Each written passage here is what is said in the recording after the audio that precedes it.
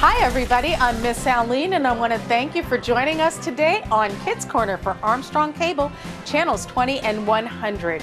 We're at Hilltop Elementary School today, and today it's all about personalities, identities, sheep in wolves' clothing, and wolf in sheep's clothing. So stay tuned for all that and more. Well, I'm Miss Aline, and I'm really excited to be back here at Hilltop Elementary with all of your lovely faces. We've got two stories, and our theme for the day is wolves and sheep, and personalities, and identities, and sheeps and wolves.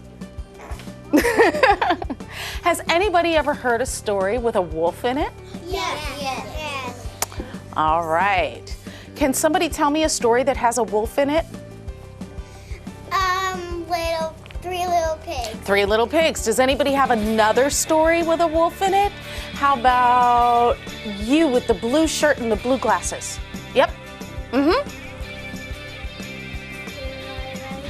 Little Red Riding Hood. That's an excellent one. And that one kind of goes along with our theme today. Wolves and sheep and identities and personalities. Doesn't the identity and the personality part kind of come into the Little Red Riding Hood story a little bit? Yeah. Okay, anybody else have a different story that's got a wolf in it? Let me see you right in the back, way in the back. Yep. The gingerbread one. The gingerbread man one? That's a fox. Yeah. Okay, close. That's pretty close though. Anybody else got a different one? How about you with the orange shirt right there? It's not a shirt, it's a hoodie. Okay. Like a gingerbread one, and there's like all kinds of wolves. No. Okay. How about you right here? You got a story? The little boy and the wolf. Peter and the Wolf? Is that the one you're talking about? The one where the people who own the Oh, maybe the boy who cried wolf? Oh, that's a good one too. Okay, one more story with a wolf in it. Let's see, you right here. Little Red Riding Hood. Has anybody ever heard the saying, wolf in sheep's clothing? No. Yeah. I have. I have. Does anybody know what that saying means? Yes. Well, when you think of sheep, do you think of something really ferocious? No. Do you think of something that's really dangerous, like roar? Oh yeah. When you think of sheep? No. No. When you think of sheep, tell me something you think of. Somebody I haven't called on yet. Me. You right there with the little swoopy thing going on in your hair and the tuxedo shirt. What do you think of when you think of sheep?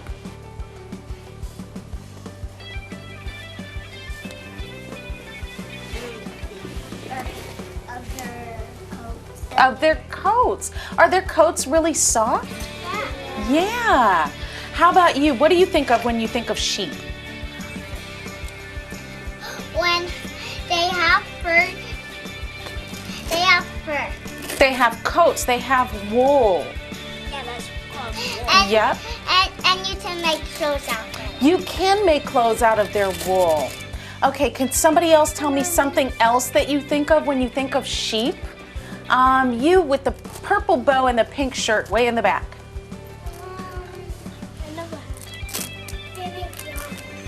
You can make things out of their coat. Yep. Are they really, are they generally kind of mean animals? Are they known to be mean? Nice. They're pretty nice. Okay, what do you think of when you think of wolves? Do you think, oh, I think I should go out and pet a wolf today? No. No, are you sure? Yeah. Why? Okay, don't yell out though. What do you think of when you think of wolves? How about you right here with the white silver bow?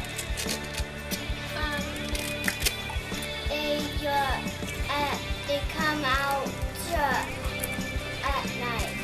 They do come out at night a lot of times. What about you? They eat meat. They do eat meat. Somebody I haven't called on before, so if I've called on you, put your hand down for now. You in the back with the black shirt. They do bite. They will bite. Are their teeth really like soft or dull? They're sharp, aren't they?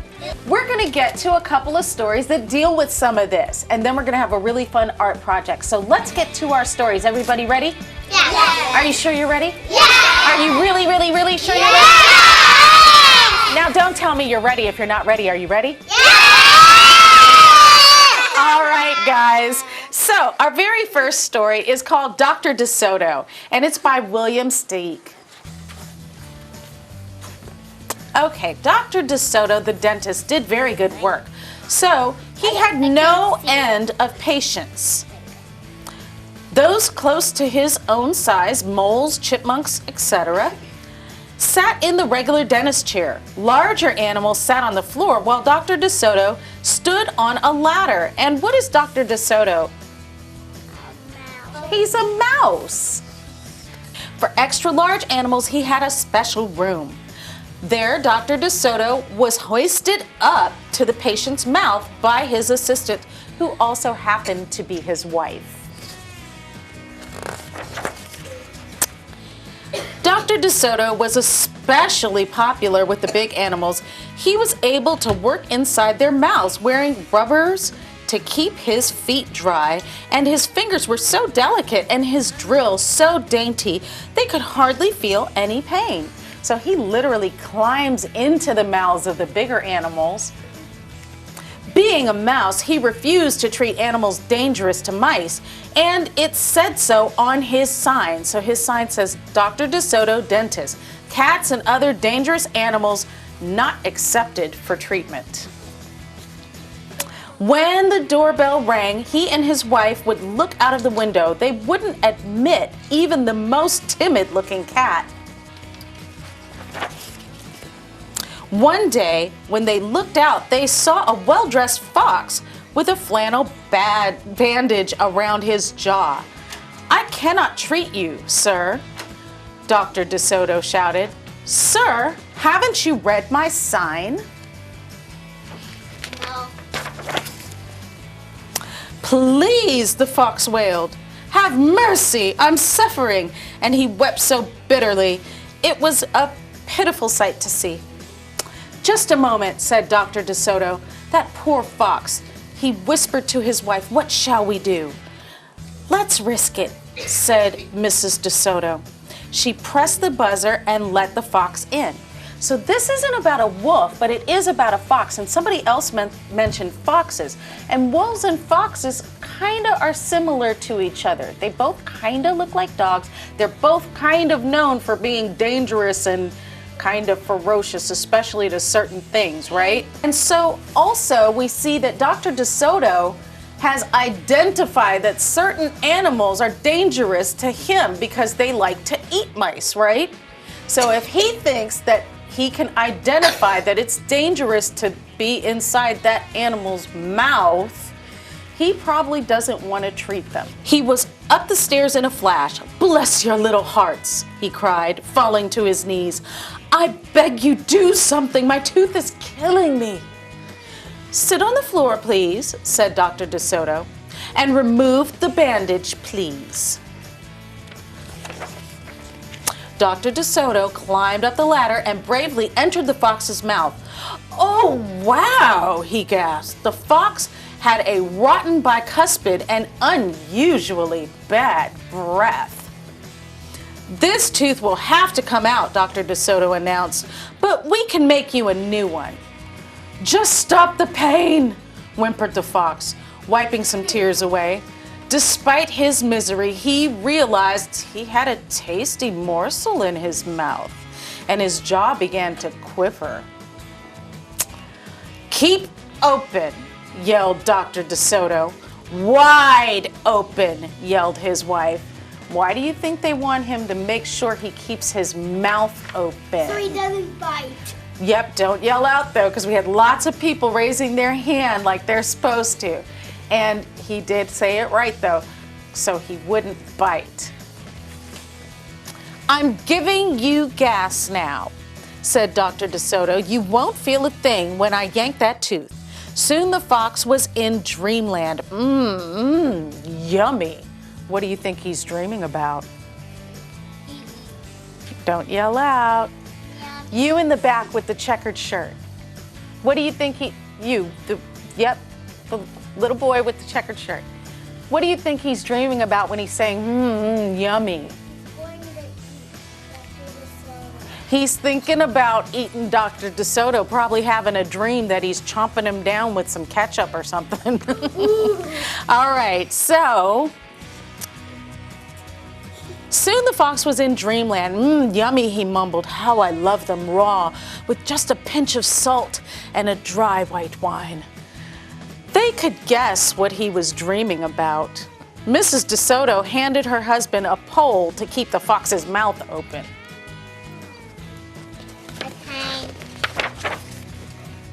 Dr. DeSoto fastened the extractor to the bad tooth. Then he and his wife began turning the winch. Finally, with a sucking sound, the tooth popped out and hung swaying in the air. I'm bleeding, the fox yelped when he came to. Dr. DeSoto ran up the ladder and stuffed some gauze in the hole.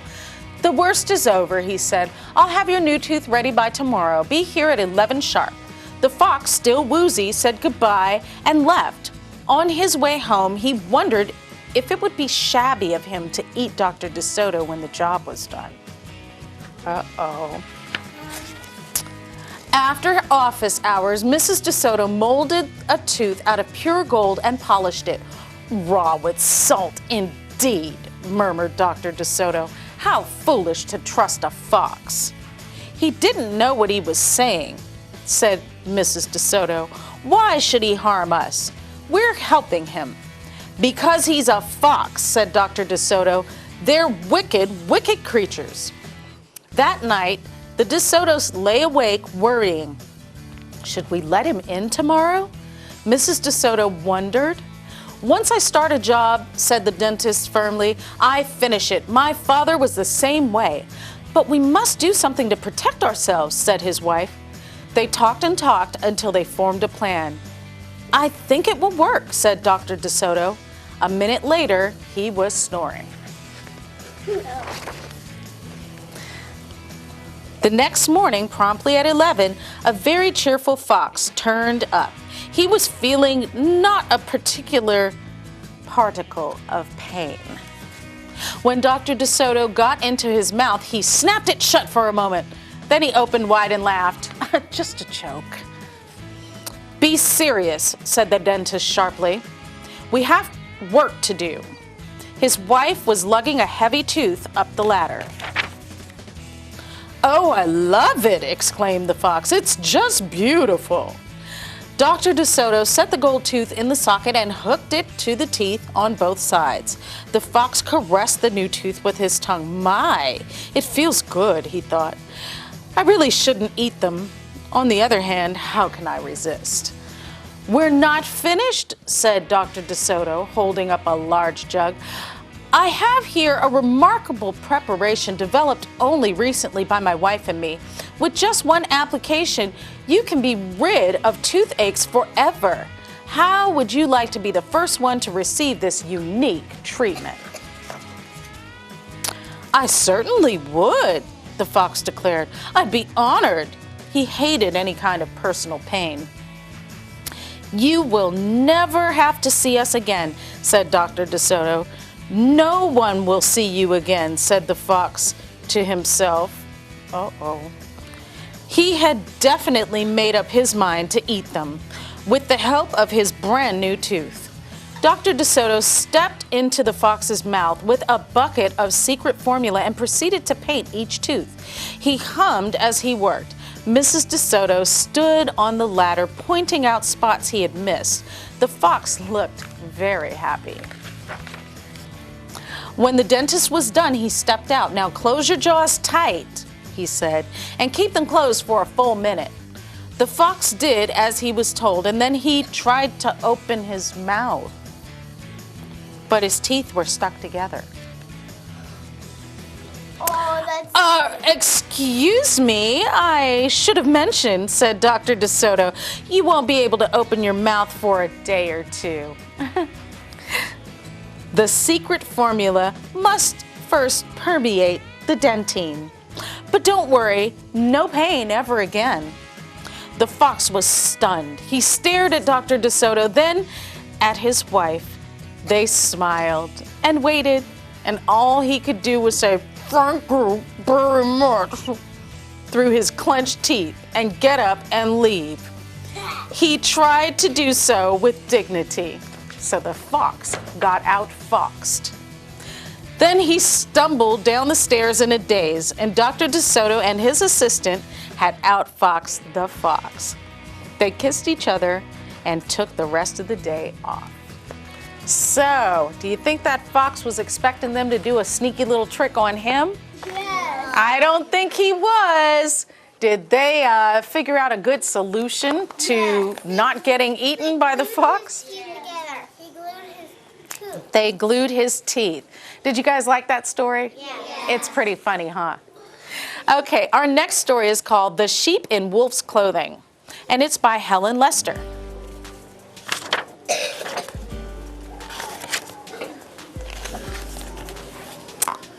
Utopia was not comfortable in her own wool. She always needed to hide in an outfit and spent a fortune on her clothes, but no one paid any attention. She attempted to dazzle the rams, but Rambunctious, Ramshackle, and Rumpelstiltskin barely blinked. She even tried to shock the other ewes, but Eucalyptus, Utensil, and Hey You hardly noticed. This lack of attention annoyed Utopia, but like a bad itch, she just couldn't get rid of it. Then one day, she received an invitation to the Woolly Ones costume ball. Yes, here was her chance. She'd have the finest costume in Pastureland and outshine them all, every fluffy one, ha! In a frenzy of excitement, Utopia tried on 57 costumes. Her clothes-changing muscles were aching, almost worn out when she put on outfit number 58. And so Utopia is a ewe, but does this ewe kind of remind you of any other animal that we've talked about today? It reminds me of sheep. That settled it. This was the one, Eureka! She loved the warmth of the fur, the shine of the fangs, and especially the way the long clawed paws swung attractively when she walked. Everyone would notice her now. On the eve of the Woolly Ones costume ball, Utopia arrived with her heart aflutter. She waited for someone to invite her to dance, and waited and waited. And while she waited, the ewes and the rams did sheep trots and waltzes and gathered in small groups to whisper and point. Shh! Bad taste, remarked Eucalyptus and Utensil. Shh! Faulty judgment, added Hey You. Shh! One wonders what sort of family she comes from, wondered Rambunctious and Ramshackle. Shh! Cotton-brained idea, pronounced Rumpelstiltskin. Then all of a sudden, as the sheep waltzed and whispered and Utopia waited, a stranger entered the ballroom. A handsome stranger, a charming sheepish grin, and wool so lovely it looked fake. Oh, that's a fox. That's a real fox. The sheep were so taken with the beauty of this creature that none stopped to wonder why a sheep would go to a costume ball dressed as a sheep. The flock gawked. So a ewe is a sheep. But is that a sheep? No. Utopia approached the stranger. The stranger approached Utopia. From under his sheep costume, the newcomer could see the fur, the fangs, and the long, sharp claws. It had to be one. In a low, growly voice, he exclaimed, "Mother! Mother?" Beneath her costume, Utopia blinked. "Mother?" She knitted her eyebrows.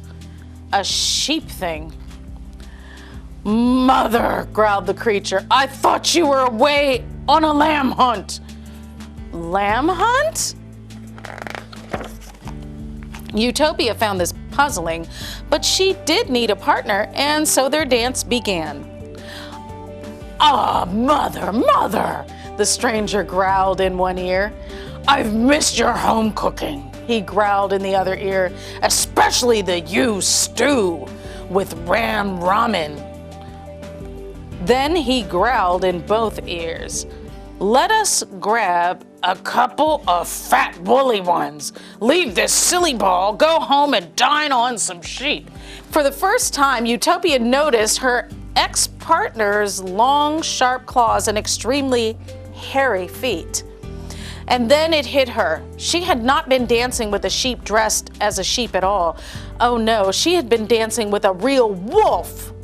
Big, bad, and mistaking her for his mother. This varmint posed a danger not only to her, but to all of those in the ballroom. Indeed, he did, for just then, he ripped off his costume and growled, Come on, mother, let's eat. With that, he snatched eucalyptus, utensil, and hey you and stuffed them into his sack. The woolly ones gasped in horror and ran for their lives. He's not a real sheep. He is not. He is a wolf.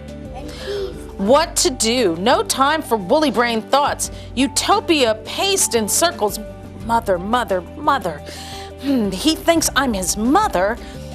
Then she stood up as straight as she could in her foolish costume, lowered her voice to a growl and announced, Sonny dearest, I have a surprise for you. Surprise? Growled the wolf.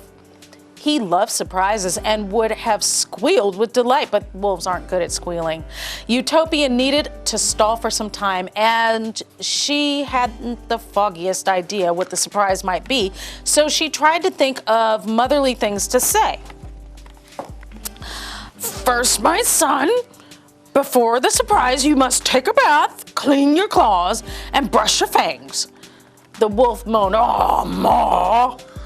After that, you must do your homework, all of it. The wolf whined, "Mommy." Then, sonny boy, you must pick up your room. And that did it. He threw himself on the floor into a full-blown, out-of-control tantrum. I won't, he kicked his feet. You can't make me, he pounded his furry fist. I don't have to, so there. So great was his tantrum that within less than a minute, he was completely exhausted and unable to move. It was then that Utopia knew what the surprise would be. She flipped off her furry costume, bent over the helpless wolf, and announced, "Surprise, I'm a you." The wolf opened one eye. "You're not a me? I'm a me. You're a you."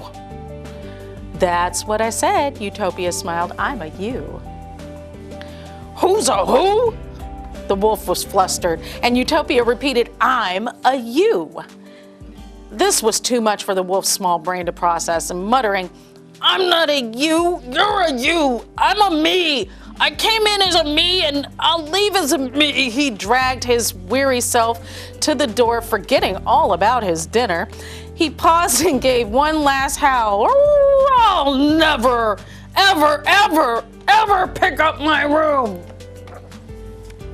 With a stomp and a thump, he was gone. Eucalyptus, utensil, and hey you scrambled out of the sack and hugged Utopia. Everyone in the ballroom sang out, "What kind of creep would dine on sheep?"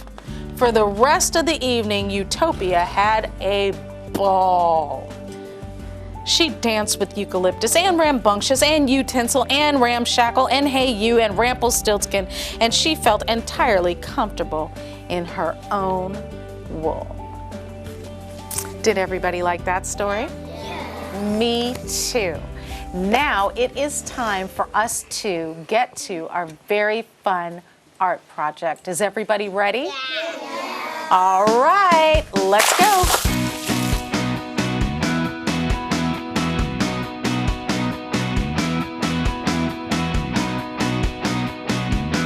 we are going to be making our very own wolf puppets. And so I need you guys to follow directions really closely, okay? So that our wolves all come out with all of their wolfy parts in the right place. What you're gonna do first is you are going to take your nose for your wolf, which looks like this. And I had lots of fun cutting these out. All I had to do for you guys at home is take some brown construction paper, and there's lots of different patterns that you can find online that'll kind of match this wolfy nose. And you just cut it out and then color in on the bottom to make the little nose bottom. So I just put a little bit of glue on the back of my eye and I stuck it right in the middle at the top of my nose.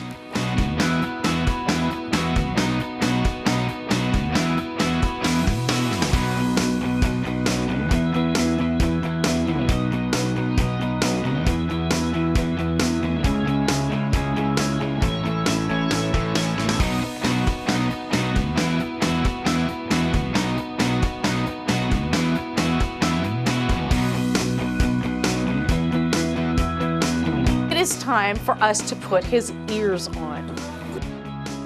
They don't go down here, they go right at the top, kind of behind the eyes. So if you want, you can actually put them right behind the eyes, like that. Or you can put them just at the top. But either way, make sure that they're sticking up over the top of your bag.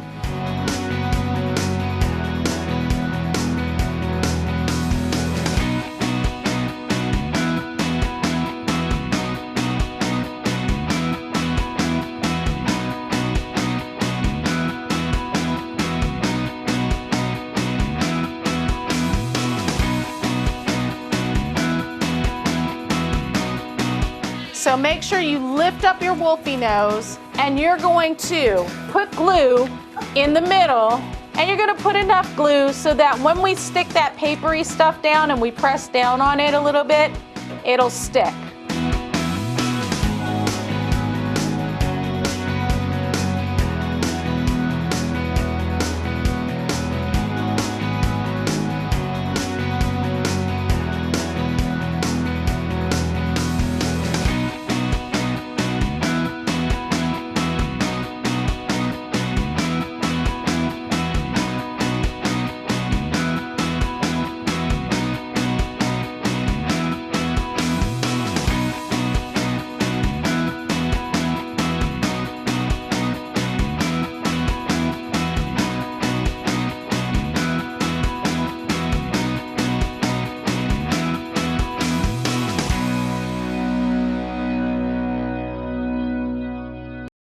Hey everybody, I'm Miss Aline and I want to thank you for joining us again for Kids Corner on Armstrong Cable channels 20 and 100.